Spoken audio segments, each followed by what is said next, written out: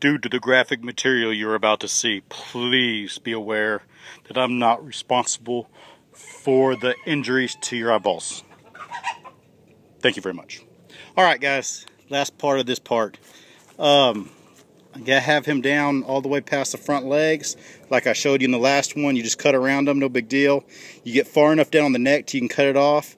Now this is where if a person want to take a little bit more time, which I don't, you can cut further down on the skin on the neck and go down another 6 inches and have about 6 more inches of neck meat.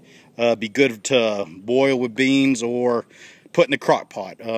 That part of meat's not worth that much time to me, but I want to say that is possible. I also want to say that I'm not an expert butcher, and so if you could do this better than I just did it, good for you. I'm not trying to make a point of how good my butchering is. I'm trying to show people that are just starting out just a simple way to do it so they can do it themselves.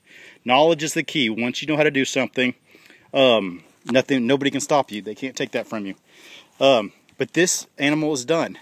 Next will be gutting. I just wanted to leave the head on so I could show you. I'm about to take my saw, cut the vertebrae in the neck. That whole skin, head, everything will come off. That animal is ready to be gutted. Okay, that is all meat and bone. And a Mexican friend of mine told me that fat sheep aren't as good as lean sheep. They say sheep are really bad about holding their fat, and he is exactly right.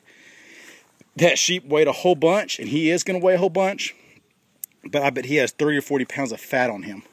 And so think about that. It may be smart to go in and get some halfway skinny sheep to butcher than it would be to go buy a fat corn-fed sheep and have mainly fat. Okay, just something to think about. You'd rather have some skinnier wethers out of the pasture would have less fat, but more meat than one that weighs twice as much and you have to pay for the weight, but they're covered in fat. Okay. But I hope this has helped. I am going to do one here in a second of gutting. That's an important part, and I think I'm going to have my son hold the camera for that one.